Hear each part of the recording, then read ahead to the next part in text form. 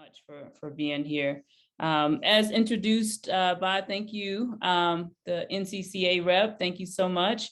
The title of this chat, talk, engagement, not me just throwing stuff at you, I hope, is it really inclusive? Like that's the first thing. If this is not where you think you're supposed to be, then I get it. But hopefully you'll stay a while and chat and engage with this topic.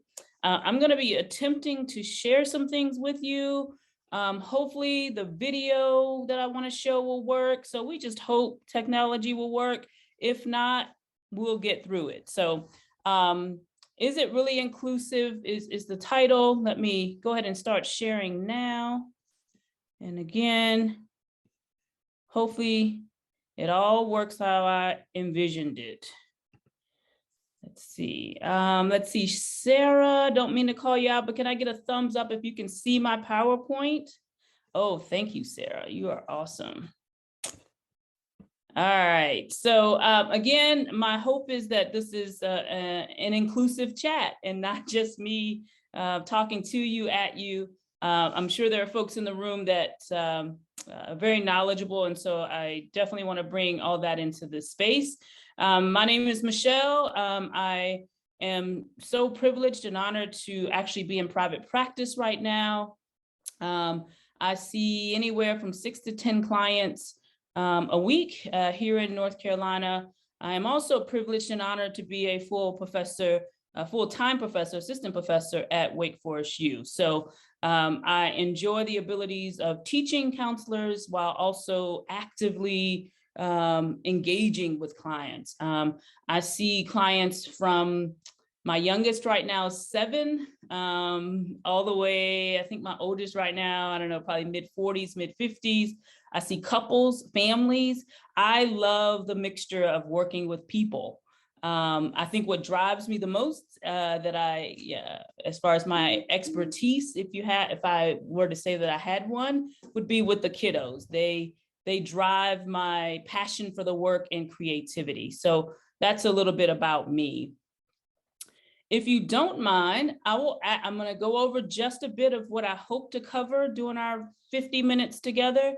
I, again, want to get you involved right away. And so if you have your devices nearby, I know you have some type of iPad or computer, you're welcome to use that. But you can also use your cell phones. We'll do a little bit of an activity to get us going. I hope to then show you about a 6-minute clip. I'm not sure if folks have seen or heard of the documentary of America to Me. That will give us a framework of just talking about this concept of, are things really truly inclusive? And then that will take me into a little bit of my presentation. If we get talking about other stuff and that leads me into my presentation, that's great. But I want to develop somewhat of a framework. I'm hoping to coin and been working on for the last year and a half, honestly, with my daughter.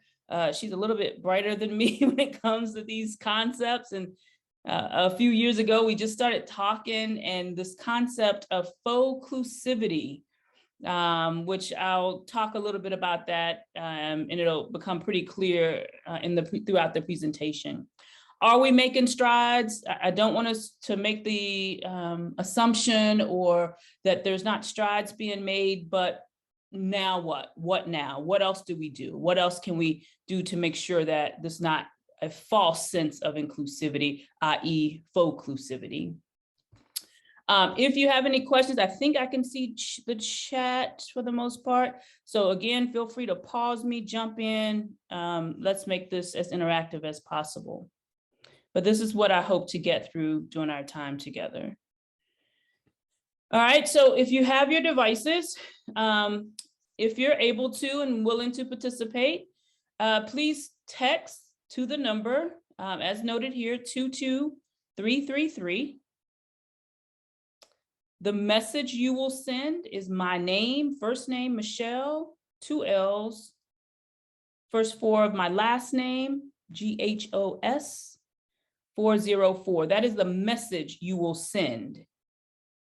Once you send that message, you should get an indication that you're in my poll room, and this is a poll everywhere. if you prefer not to use your phones or you don't have it near you, feel free to go to the website as well. You'll have the same exact access there if you just want to type this into your search engine. And that's polleverywhere.com / again, my first name, Michelle, first four of my last name, GHOS 404. Let's see who else is in my view. Keith, you're in my view. Can I get a thumbs up if you're in, or anybody that's in? Once you get in, let me know if you're in. I see a couple of nods. Thank you. Yes. All right. I see something in chat. Let me check this here. I'm in. Thank you. All right. So then the next step is, that's the next part. All right. Now, what word comes to mind when you think of inclusivity? What word comes to mind? Type in your word, if possible, a single word. However, if you want to put in a phrase, just do it without the spaces, as the example here. So if I wanted to say one single word, I would make that one phrase with no spaces and text that in. We have about 30 participants, so if a few people want to do more than one, feel free. Hello, everyone. I appreciate everyone checking in. Again, text your information. And then as you're texting, I'm going to switch screens so that we can see our cloud hopefully forming as a group.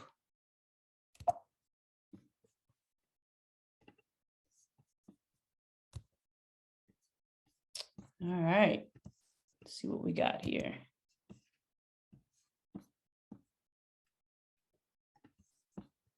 And hopefully what this will look like is what you are sharing with the group. And I will keep this open. If it's coming up, there it is. There it is. You guys are actively participating. Thank you. All right, and I'm gonna share my screen again so that hopefully we can all see the results. Move that over here. There we go. All right, they're still coming in. Right now, I'm seeing that the main word that's coming in is everyone. All right, and I'm again confident that you've seen these before. In essence, the more a word comes in, the bigger it gets. All right, and keep throwing it in there. At some point, it may say it's full, and at that time, feel free to stop. But when we think of inclusivity, the whole idea from our group is everyone. Humility is another word that's coming through pretty big. If you see a word on here that you think, oh gosh, I didn't think of that, and you want to resend it, do that as well. Togetherness, safety, comfort, respect. Okay.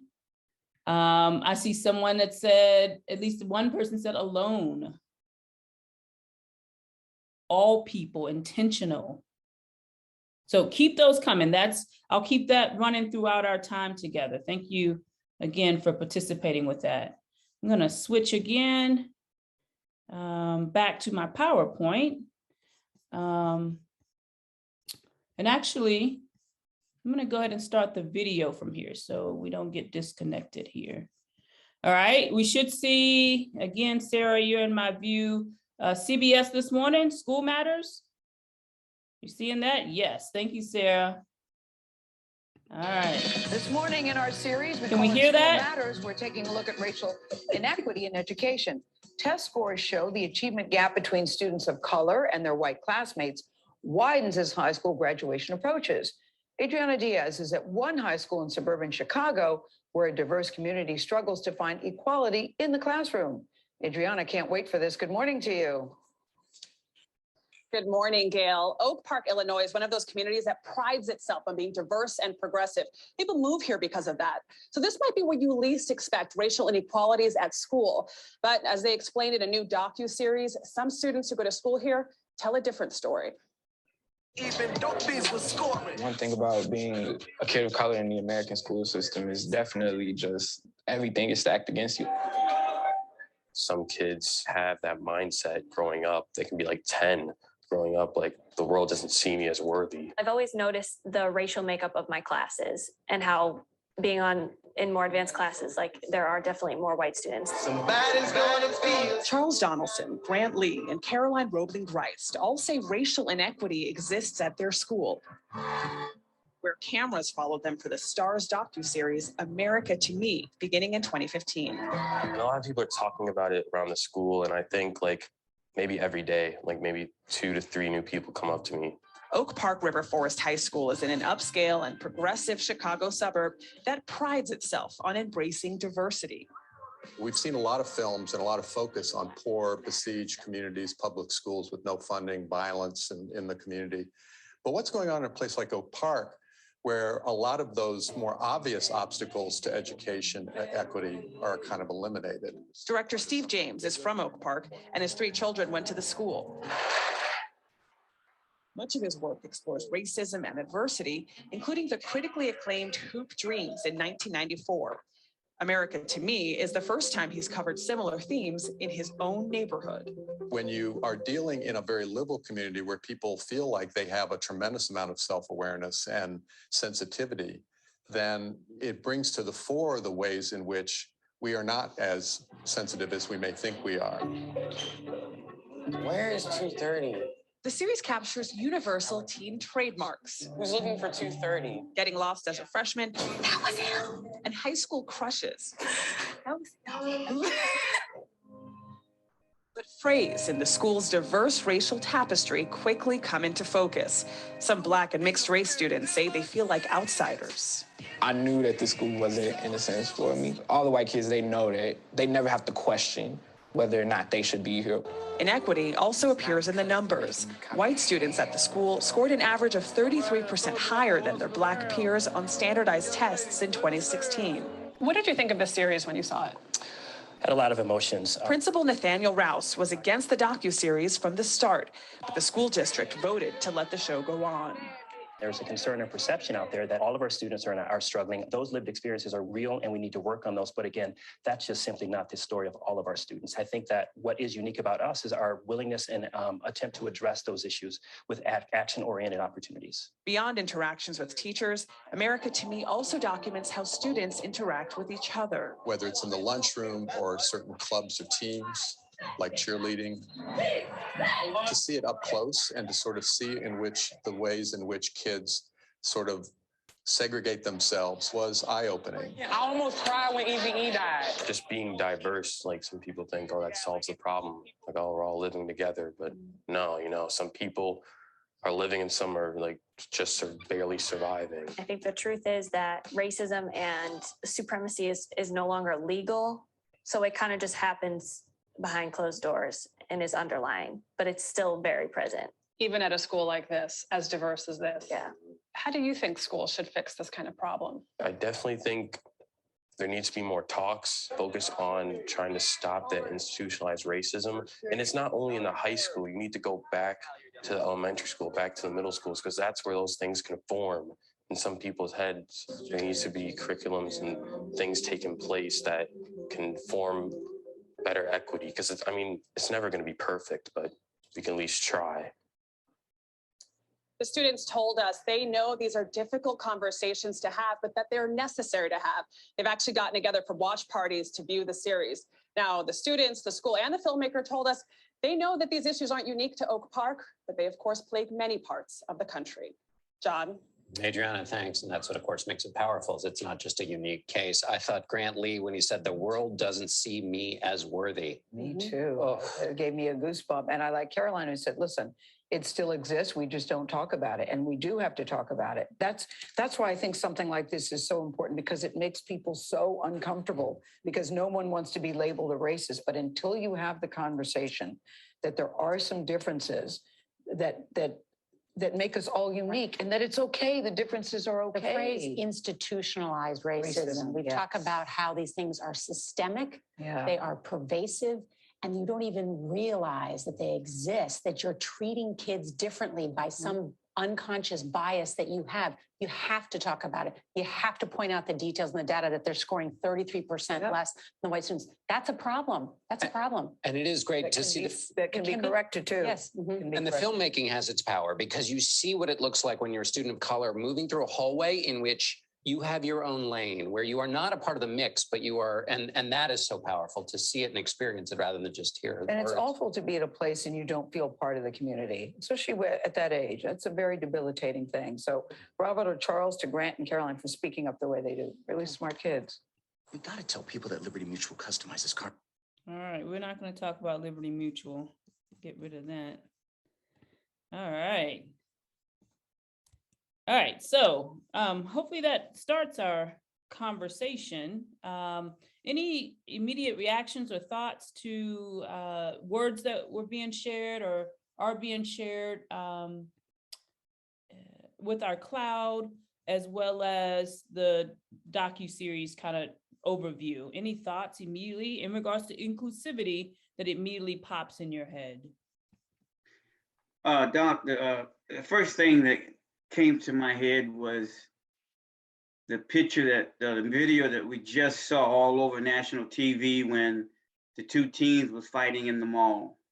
Mm-hmm. And when the police got there, they tackled the black teen and set the other teen, the white teen, down.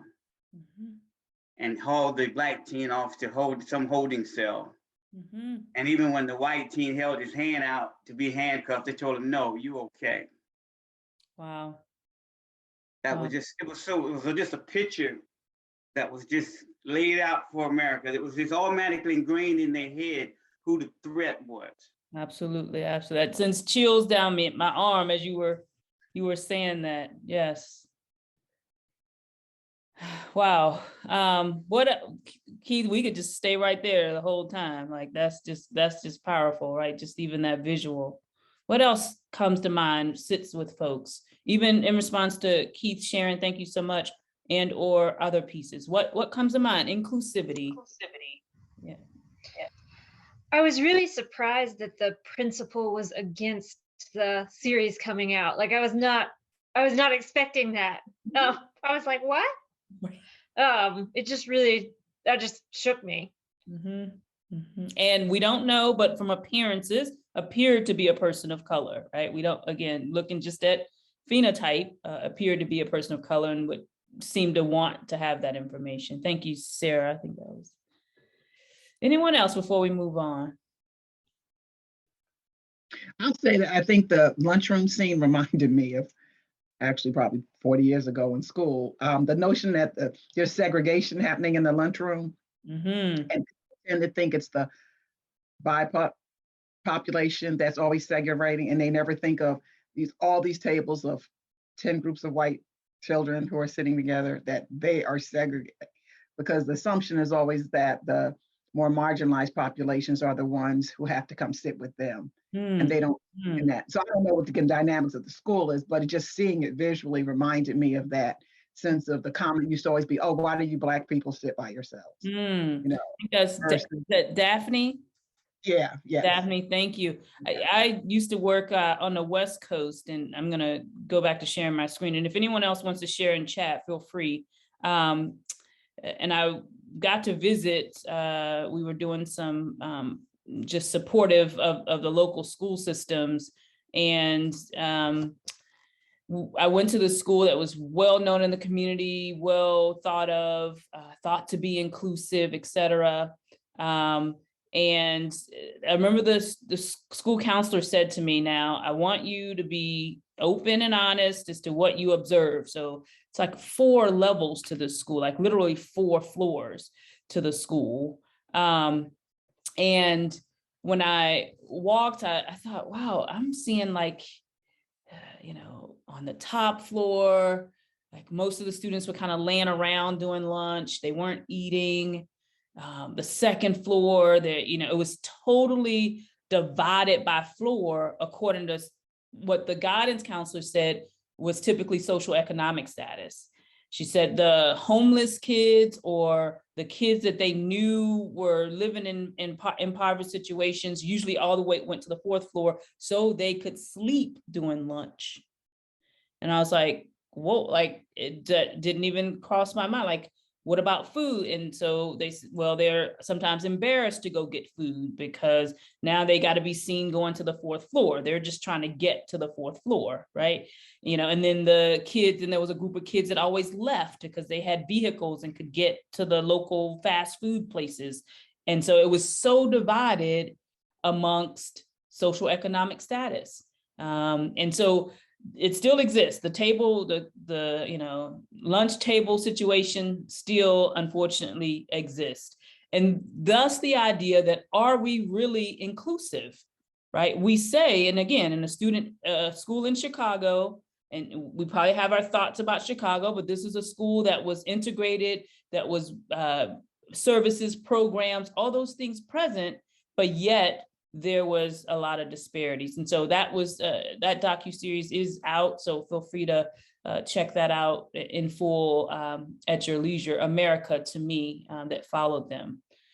So when we think about this, and hopefully you can see my PowerPoint again now, what are the unintentional elements of being excluded even when you're supposed to be included, like even when it's supposed to be for you or designed for you. So I'm an educator, I'm a counselor, but this crosses every element of isms is what I call it, right? Ageism, sexism, racial identities, religion, right? All the above, right? So I know a lot of times we focus on the race element, but when I'm talking about my students, I try to get them to understand like that is the center, that is the core. But we have many other isms that we as in our country, in America, are not inclusive. We can start even at the idea of a melting pot, right? Like, well, if we begin to melt together, we lose our identity. You know, then there was okay, well, maybe it's more like a salad bowl, right? Like trying to figure out how people can hold on to their identities. I won't read all these to you, but hopefully you have seen this, experienced it, know about it firsthand, this concept of even when I'm supposed to feel included, there are elements of inclusivity that still have me feeling this way. The one I will point out is feelings of being inferior. And then the last bullet point being simply done over it, right? I'm not going to fight against it anymore. I'm going to almost give up because on the outside, we're talking about diversity and inclusion, right? I was at a conference in Atlanta and a colleague and I were talking about, you know, I wonder if we did a content analysis and looked at how many presentations have the word diversity in it, intersectionality, but then looked at the person's body of work or the institutions where they work. Like, are they really doing it? Or is this just to get this presentation or a publication or something through, right? So unintended results, but still present. Some examples, and then I want to hear from the group. And again, trying to cover many spaces. So we all know about diversity trainings at work, right? You get like a speaker that comes in and you do that once a year and it's like, yep, box checked. Well, did anything change? Any new policies? Any new people? One that's not on here but comes to mind, oh, we hired some people that represent the BIPOC community. You hired them, but did the community change? Did the environment change? Are they going to stay? That doesn't include, just because you hired them doesn't mean they have the tools they need to be retained and even be promoted.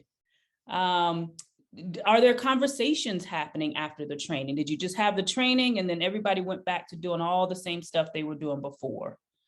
Looking at the school level, what time do we typically have PTO, PTA school meetings? Anybody?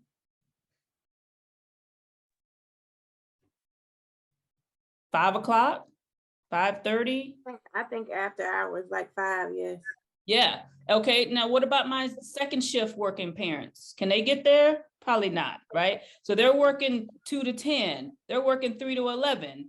And then those are the parents oftentimes that the teacher says they're not involved. They don't care about their kids. No, I've got to hold down a job from 2 to 10, right? I've got to hold down and take care of my kids during this time and get food on the table.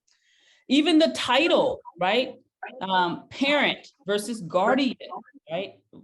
I worked a lot with foster kids. I worked with kids in group homes, right? Their parents couldn't come. Their parents were either incarcerated or deceased, or, right? They had a social worker. That was me, right? So did the child want me to show up? Of course not, right? They were in bed. Like, I don't want my social worker going with me to this meeting or going on my behalf. What about adult caretakers, right? How we phrase things and the time we set up sends a message, right? We want the people who can get here at this special time, we want you to show up.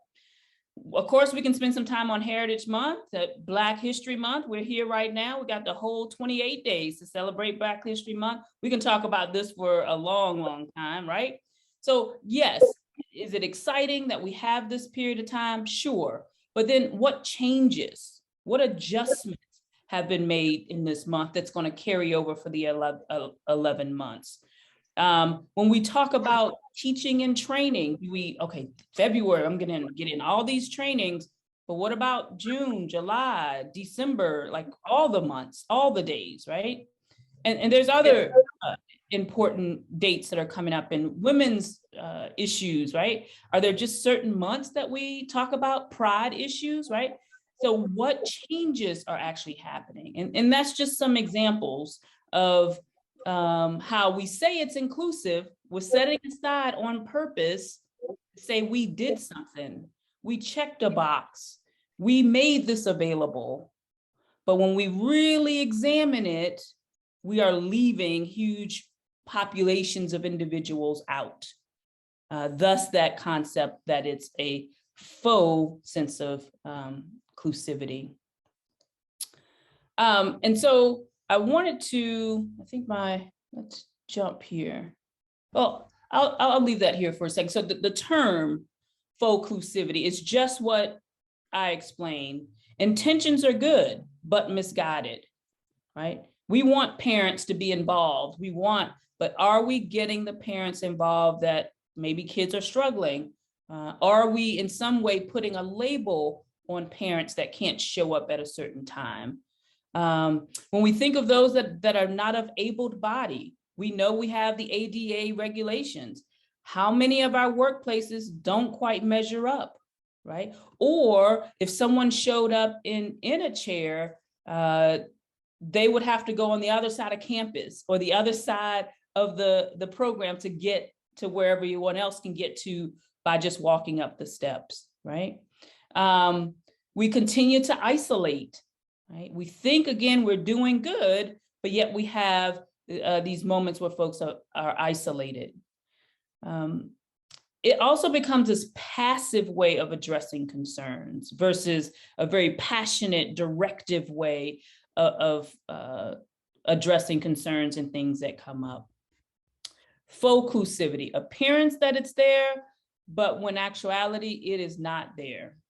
What other examples? So I've given several examples, overview of what the concept of faux inclusivity is. What other examples are coming into your mind from your experiences as students, educators, faculty, that seems to connect to this idea of faux inclusivity?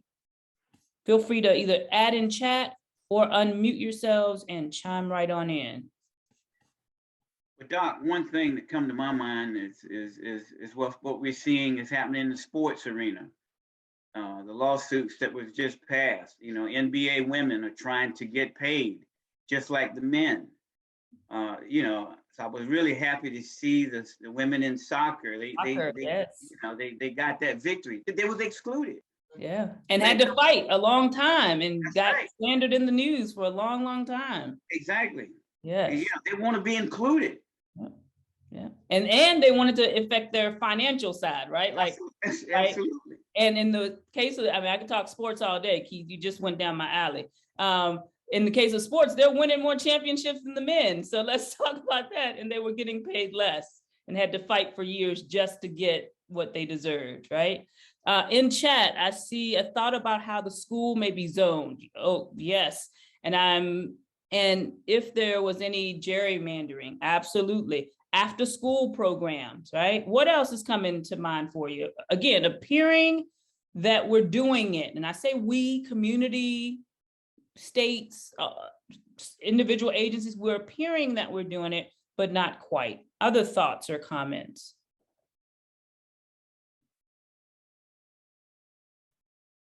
I don't want to cut anybody off, but okay, having a diversity inclusion, yes. Everybody has an office now, right? The D&I office, right? I'm on the D&I committee. I'm guilty. I'm on the committee, right? And there's supposed to be a committee per department and the committee for the university, open auditions, right? So the whole, again, and this is not to say, okay, everything's negative. We're not seeing how we are coming together as a community. We are talking about it. We're talking about it in this class or in this presentation. All good things, but we've got to go a little bit further. And so let's move on here. Thank you so much for chiming in. So are we making strides? I love this. I just got this picture off there and I just love his face. I don't know why I love his face. But are we making strides? We're making steps. Strides might even be too big of a word, but steps are being made, right?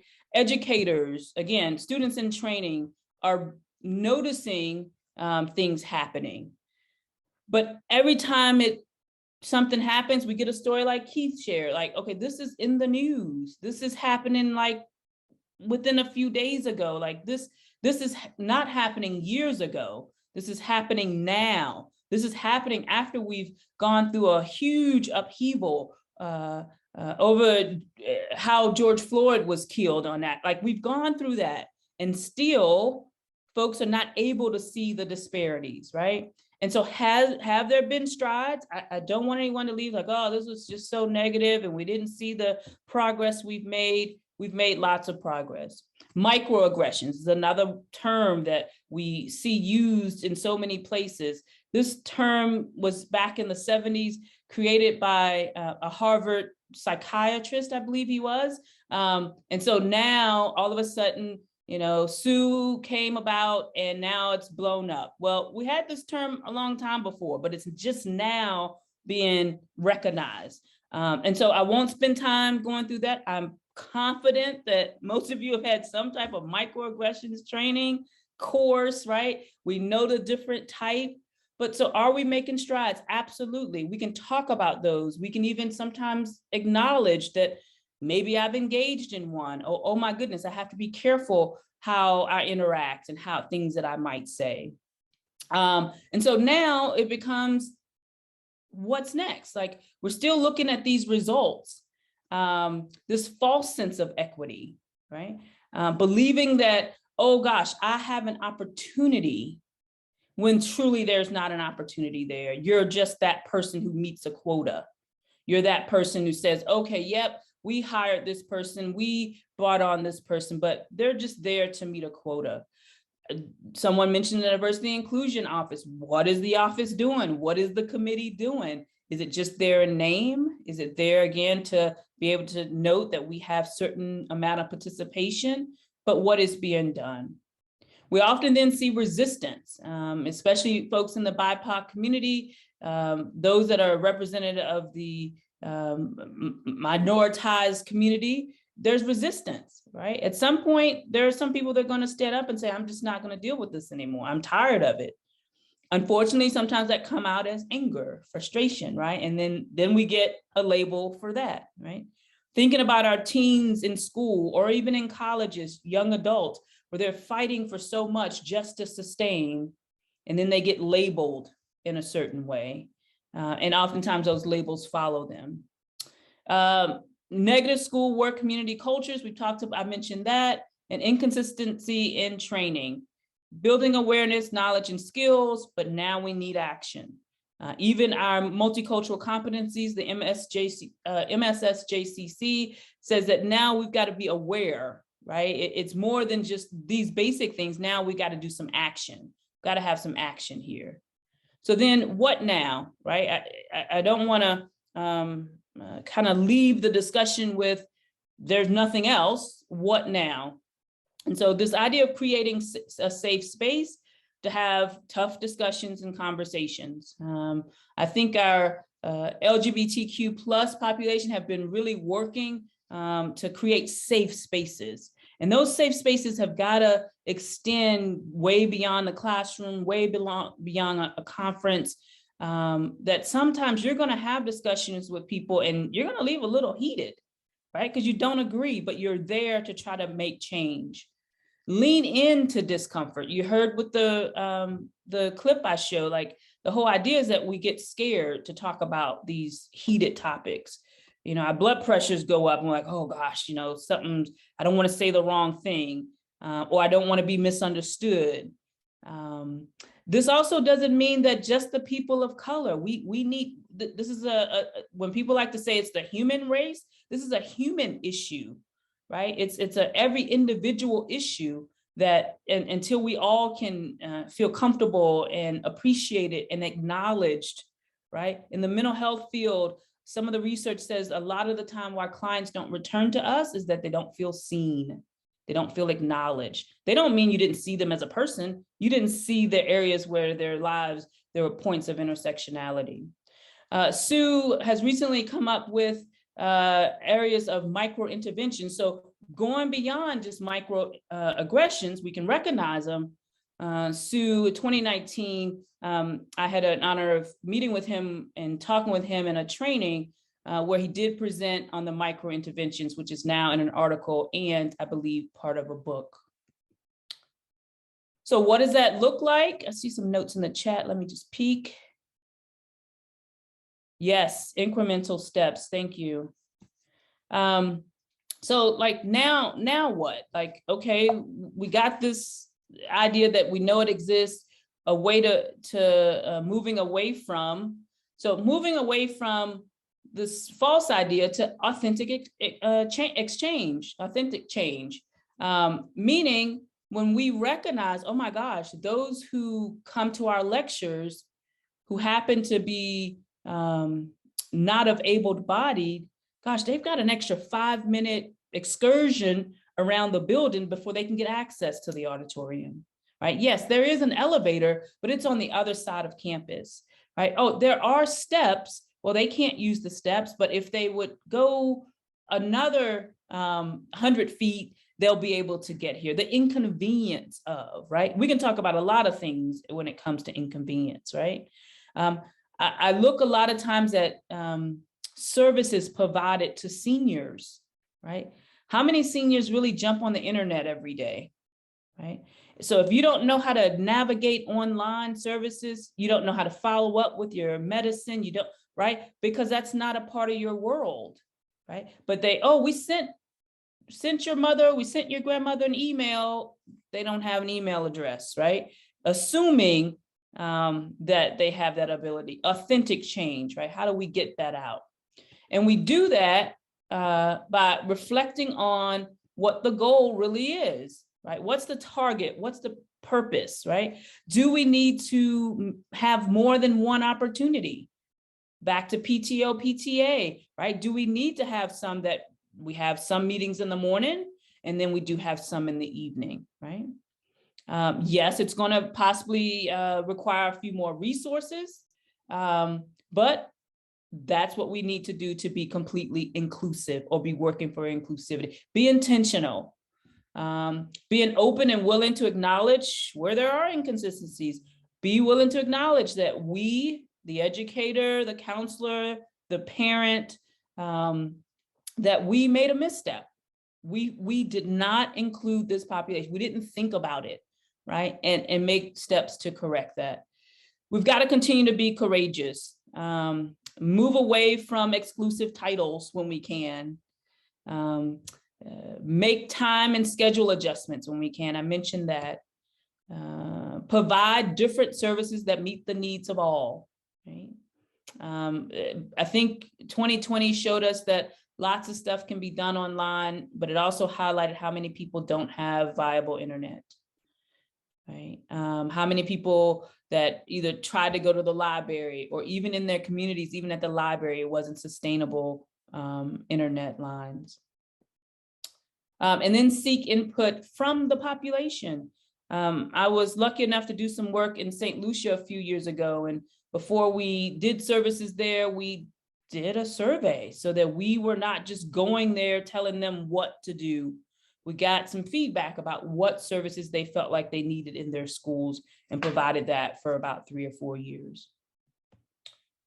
Programs currently in place doesn't mean stop the program, doesn't mean that it's not creating some positive outcomes, but evaluate those, re-examine those on a regular basis. One, ethically, from a counseling perspective, we should be doing that anyway, but make sure that it's specifically meeting standard. Collect the data, talk to attendees, talk to participants, and get their feedback. Respond to the results, right? We get feedback all the time, like, oh, I'm not gonna worry about that one, right? Sometimes we have to weed through things, but when it's consistent feedback, it's evidence, then respond to those. And then when it's over, keep doing that, right? We can't, just like we talk about competency, you can't just say, I'm competent, it's over, I'm done.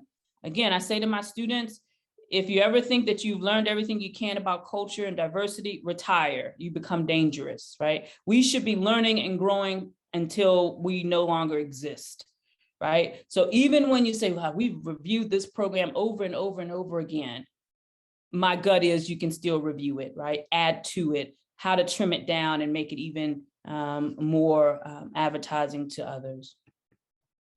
We could spend a good amount of time here looking at the Sue piece. I did want to present this here of it's more than just recognizing microaggressions now. We should be attempting to intervene. That does not mean put yourself in a place of being unsafe. It does not mean neglecting who you are.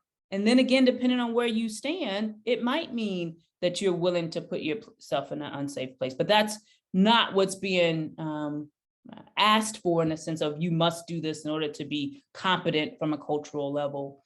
But micro affirmations, micro protections, and micro challenges, right? How do we stop for a moment when we hear a microaggression happening, which if we take a minute to talk about it, we know that they're not micro, they're macro, and in Sue's definition there at the top, that's recognized, right? And so our interventions, our protections, think about parents are prepared for racism, right? I remember the whole task of teaching my nephews to, if you get pulled over, how to hold the steering column, right? How to be, if someone asks you for something and you're by yourself at night, how to respond. Parents are doing this on a daily basis. We're doing that for each other. Sometimes it's colleagues. I know that my colleague is interviewing somewhere. I know they're going through something. I might talk to them about, hey, be prepared for this. Be on your feet about this, right? Micro protections, right? We want to add that protective quality. And then sometimes some challenges, right? Sometimes we've got to step and challenge some policies to deal with the institutional racism, to deal with things that are happening that may not be in our control, but we may be in a position where we have a little bit of a voice that someone is going to chime in. In fact, later today, I'm going to be talking to someone from my diversity and inclusion office. I thought this is perfect. I can't just be talking about it. I got to be about it. I was like, listen, after this presentation, I'm calling you. I got something to talk to you about, right? So we got to be willing to challenge the systems from time to time. I want to leave a couple minutes here, but just, I know lots of people have seen this before. The idea that we went going from equality where everybody can see the game or is present at the game. One can see it, one can barely see it, and one can't see, but they're there. To equality, where now we got some steps here, we got some cubes here, where now everyone can see the game. I think we got to go another step further, where everybody's liberated to embrace the game, to join the game, to learn the game, to be a part of the game. right? Oh, is this a game that I want to invest in? And again, this is using a sports analogy, but this could be used for a job, different professions, careers. And then is there still something else that, even with being this point of liberation, are there more ideas or concepts we need to consider when we talk about being fully inclusive, right? Fully embracing that we're just not all the same, but we should have the opportunities for the same senses of advancement, stability, health, wellness, finances, as the next person, right? And especially not being separated because of who we are, how we identify, and points of our lives where there's intersectionality. An extra resource, check out season 6, episode 3 of Blackish. A very good episode of where the character goes through this process of like, am I really a part of this? Or is it a perception that I'm a part of this? Really good episode. And I was going to try to find a clip, but I think you have to pay for them now. A few references there. Again, I welcome your questions, your feedback, your input. Feel free to email.